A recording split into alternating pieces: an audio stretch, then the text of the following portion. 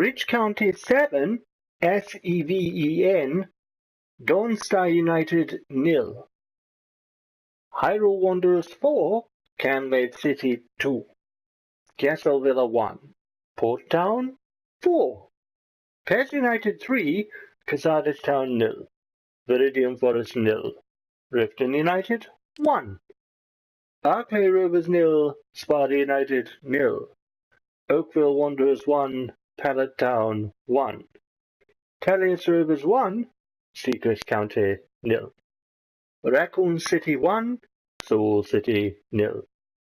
Boston Albion 2, Ute City 2.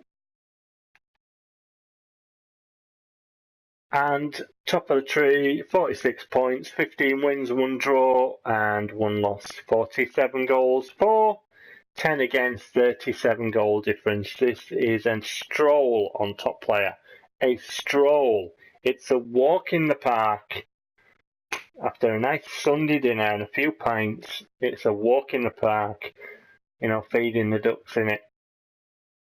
It's bloody awful, that's what it is. Oh, hi Dennis. Well, you know, I thought you were crap. I mean, you know, what was that? Early doors, your keeper came out. I thought he's doing the right thing. I like that keeper. I might sign him, should I be offered a job. Oh, somebody please offer me a job. Oh, there, mate. There, I feel your pain. I need to get a job and all. But, you know, you're right. He talks sense, does my mate Steve. He talks sense. You should listen to him. I should listen to none of you. We're doing all right. We're trying to win a trophy. You should be trying to win the relegation. You should be trying to get sacked. And then I can have your job and cock it up again. Yeah, guys, stunning insight. Castle Villa at the bottom. Riften, Sparta as well. Casares Town down there, Viridian Forest. But Dawnstar were third. And I did say they had patchy form away. Patchy form didn't explain that 7-0 blitzing though, did it? I thought they was brilliant. That explains it. They did everything right and your lot did everything wrong. Yeah, no, he's right, you know. He's right. My mate Dennis and Dawnstar were excellent, particularly good side. Although they're in a crap position. They've been shit on 8 of the games, haven't they, really? Yeah, and a bit patchy on 3 of them. But in that last one, you know, brilliant. Thanks. Lovely. Stunning insight. Moving on. Oh, what? You're shoving us out? What? Open the door. Open. Oh. Yeah, getting away. 12,632,400 parliament in the kitty. And we have Bowerstone Albion next. There's been an update in the transfer negotiation for B and Bolo. Thanks for that. Oh, no problem, Mike. Let's have a look at this update for BM Bolo then. So we've got the Rabio deal on the burner, and you know, depending what we do, they're asking 14.5 million. 14.5 million. What's he say? You should be able to reduce the players' wages a little if you renegotiate. This is what I'm talking about. If another club comes in with a bid for my player, I can't set a difference in a transfer fee of, what's that, 6 million? You know, over 6 million. That is over 6 million difference, isn't it? Because you got 8, 9, 10, that's 2, and then another 4 on top of that, and a half. Do you know what I mean? Or pretty much a half, anyway. 6.5 million.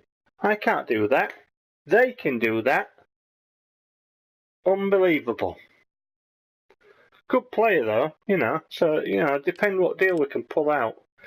He's on 888,300 there and he wants over 1 million. Right.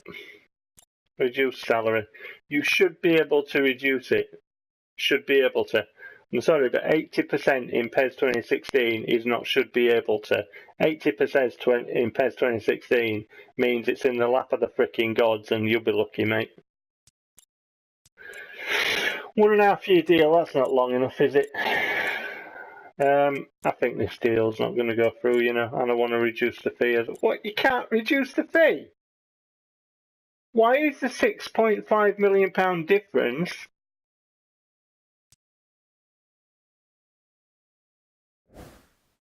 for a 1.5 year deal? Right, okay, well if this breaks down we'll just try and renegotiate a better deal. Because the only reason I didn't do the deal initially in January, because the deal was crap. It was a crap deal, and this is a crap deal, and also if it breaks down, it deserves to break down because it's a shit deal and I want a better one. In fact, I'll go for reducing the transfer fee as well, because that is just an abhorrent deal. And if my scout would actually go and fucking scout him instead of doing sod all. Oh, I've got to go. I've just remembered I've got some ironing to do. Yeah. Bye. Who does ironing? My scout, apparently. Ironing. One of the most useless things that you can do. But then again, a scout who's completely useless, I suppose that's a fitting activity. Doing a useless thing. Because he is useless. I don't know. Right, okay, Balstone Albion next. Let's have a look at my team then. So, good form, basically, throughout the squad.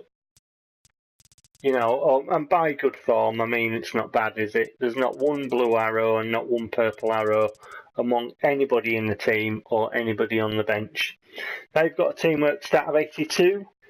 They've got a couple of decent players here and there, but, you know, I mean, their defensive midfielder's got an overall rating of 76 and their left winger overall 75. They've got a central defender with a 73 overall rating and a couple of strikers, 74 and 76. The rest are about 70. I think the lowest one's a 67 there, isn't it? Their keeper's a 68. Their bench ain't looking too clever. But they've got one or two players, Barreto with a 75, Berlocca with a 70. So we'll see what type of match it is. It probably cheat. It's PES 2016, isn't it? Okay, let's have a look at their goal scorers and everything. In fact, you know what? If we go on database, and if we go to team info and PEU League and Bowerstone Albion, he says going completely by it and not seeing it. There. And we go player records, we can see their goal scorers and stuff. Oh, granted, not all of these goals might be in the league, but we get a flavour for who's doing the business this season in their team. And we can see that Berlocchi's got 6 goals and 1 assist. We can see that Betancourt has got 5 goals and 7 assists. Verne is creative with 5 assists. Other goal scorers, Jupe with 4 and 1 assist, and Loda with 4 and 0 assists. A couple of goals, you know, for Paulson and an assist as well, and a goal for Canrom and Pamfilova. They've got another Berlocchi. They've got 2 Berloccchis. They've got an A Berlocchi as well. Barreto has an assist also.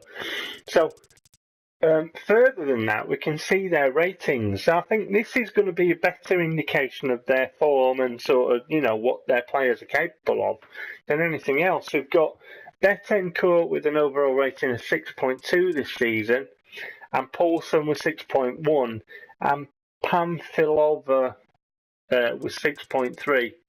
So that, I think that gives you kind of a more sort of in-depth look as to who's doing the business for their team.